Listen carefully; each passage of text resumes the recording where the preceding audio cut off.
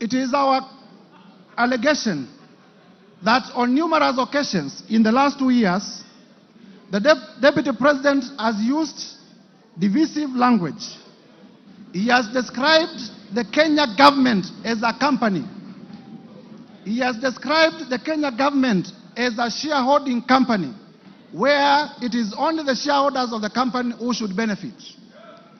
And it is our contestation that that particular shareholding language contradicts and contravenes and violates all the provisions of the Constitution that I have highlighted above.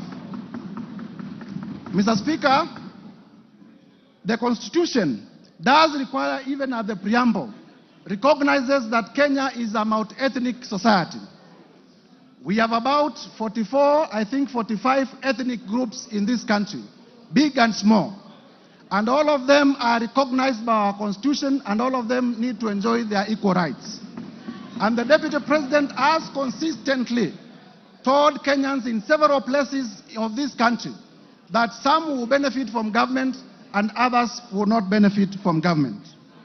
Mr. Speaker, I need not waste a lot of time prosecuting this point, because those of you who listened to the Deputy President yesterday, he did admit that he has been using the shareholder and company language against Kenyans.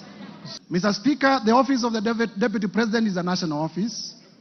The territory of the Republic of Kenya is defined in the Constitution. The territory of the Republic of Kenya is known. The ethnic communities of the Republic of Kenya are all supposed to enjoy benefits from the government. And therefore, I am inviting